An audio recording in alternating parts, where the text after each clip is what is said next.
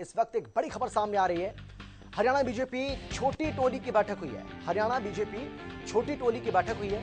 मुख्यमंत्री मनोहर लाल इस बैठक में शामिल हुए। मुख्यमंत्री मनोहर लाल भी इस बैठक में शामिल हुए। इसके साथ ही प्रदेश प्रभारी विनोद तावड़े और प्रदेश अध्यक्ष ओपी धनखड़ भी इस बैठक में मौजूद है। लगभग 3 घंटे तक बताया जा रहा है कि यह बैठक चली है। ये एक बड़ी जानकारी आपको हम दे रहे हैं। बैठक के बाद प्रदेश अध्यक्ष ओपी धनखड़ का एक बड़ा बयान भी सामने आया, जिसमें उन्होंने कहा कि 3 मुद्दों को लेकर प्रमुखता से हमने बात की है।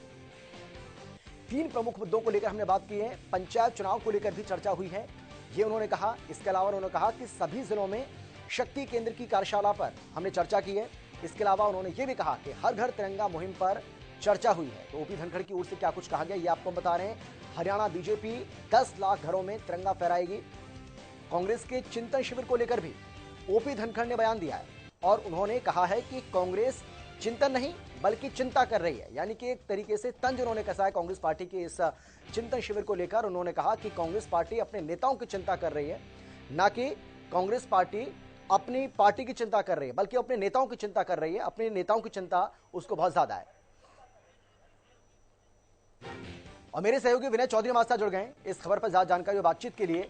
विनय, ये जो बैठक हुई है कितनी महत्वपूर्ण ये बैठक, छोटी टोली की बैठक, जिसमें ओपी धनखड़ ने कहा है कि 3 प्रमुख मुद्दों को लेकर हमने चर्चा की है, बातचीत की है। हाँ बिल्कुल अमित, क्योंकि देखो समय पे ये छोटी टोली की बैठक की अगर बात की जाए तो होती रहती है, और संगठन स्तर की बात की जाए तो संगठन से विचार विमर्श के बाद ही आगे की रूपरेखा तैयार की जाती है, चाहे वो किसी भी तरह का कार्यक्रम पार्टी से जुड़ा हुआ हो। मुख्यतः जिस तरह से आप भी बता रहे हैं, 3 प्रमुख बातें थी जिन पर बात हुई है। तो प्रदेश के सभी जिलों में शक्ति केंद्रों की जो कार्यशाला है उसको लेकर बातचीत हुई है, क्योंकि ये बहुत जरूरी भी है। और इससे बड़ी बात एक और है यहाँ पर अमित, की पंचायती राज संस्थाओं के जो चुनाव हैं, पंचायत चुनावों की हम जो लगातार बात कर रहे हैं, हालांकि अभी तक तारीखें पूरी तरह से साफ नहीं हो पाई हैं, कई तरह की टेक्निकल चीजें हैं वो अभी साफ होनी है, कोर्ट में भी कुछ चीजें हैं जो अटकी हुई हैं। तो पंचायत चुनाव को लेकर हालांकि ये कहा गया कि सितंबर महीने में अपेक्षित हैं, लेकिन क्या वो सिंबल पर लड़े जाएंगे या नहीं लड़े जाएंगे, इस पर फैसला तो भविष्य में होगा। लेकिन एक कमेटी जो बनाई गई है उस कमेटी की भी एक बैठक होनी है। तो एक ये मुद्दा इसमें रहा है।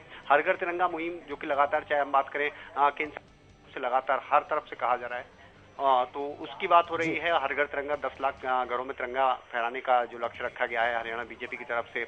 और हम अभी देख भी रहे थे कि प्रशासन के तौर पर आप देख लीजिए, शासन स्तर पर देख लीजिए, लगातार प्रयास किए जा रहे हैं कि इस हर घर तिरंगा महोत्सव के तौर पर इसको मनाया जाए। तो इस पर भी बातचीत हुई है। संगठन से जुड़े जितने भी विषय हैं उन पर खुद ओम प्रकाश धनखड़ ने यह बात कही है कि समय समय पर इस तरह की चर्चाएं होती रहती हैं, बैठक होती रहती हैं, और ये जरूरी भी है, क्योंकि सरकार की जितनी भी योजनाएं हैं वो आम जन तक कैसे पहुंच पाए, एक एक व्यक्ति तक कैसे पहुंच पाए। क्योंकि हमने लगातार सुना है, मुख्यमंत्री मनोहर लाल की आप बात कर लीजिए, वो हमेशा कहते हैं कि हम चाहते हैं कि नीचे से लेकर ऊपर तक विकास पहुंचे, ना कि ऊपर से नीचे पहुंचे। तो सबसे पहले नीचे के एक व्यक्ति तक आम जो योजनाएं सरकार की तरफ से चलाई जा रही हैं आम लोगों के लिए, वो पहुंचे, उस पर बात हो रही है।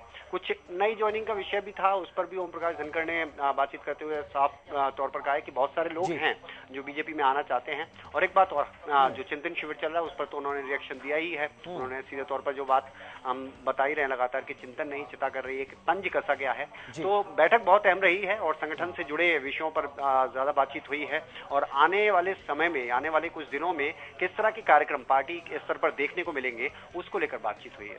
बिल्कुल। देखिए विनय, जिस तरीके से ये बैठक हुई और इस बैठक में हर घर तिरंगा अभियान को लेकर भी चर्चा हुई है, और ये दावा भी किया गया है ओपी धनखड़ की ओर से कि 10 लाख घरों पर तिरंगा फहराने का हमने लक्ष्य तय किया है। इसको किस तरीके से देखा जाए, हालांकि ये केंद्र सरकार का कार्यक्रम है और प्रधानमंत्री नरेंद्र मोदी ने अपने मन की बात के कार्यक्रम में भी कल इस बात का जिक्र किया है। तो किस तरीके से देखा जाए आने वाले समय में बीजेपी इस पूरे अभियान को किस तरीके से आगे बढ़ाने का काम करेगी, क्या उम्मीद करें? बिल्कुल अमित, प्रधानमंत्री नरेंद्र मोदी की अगर बात की जाए तो उन्होंने लगातार इस पर ज्यादा जोर दिया है कि इसको एक महोत्सव के तौर पर मनाया जाए। क्योंकि आपको बता दें कि 13 अगस्त से 15 अगस्त तक सभी देशवासियों को यह आह्वान किया गया है कि अपने अपने घरों पर वो तिरंगा फहराएं, अनुरोध लगातार किया गया है।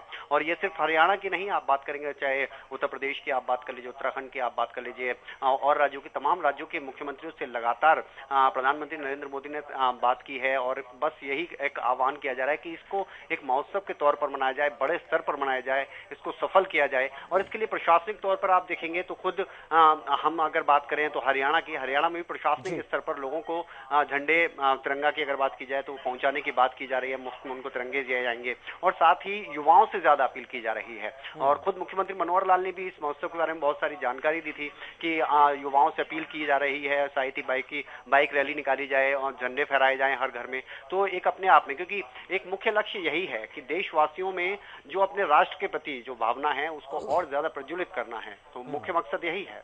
जी बिल्कुल, बहुत धन्यवाद आपका विनय इस तमाम जानकारी के लिए।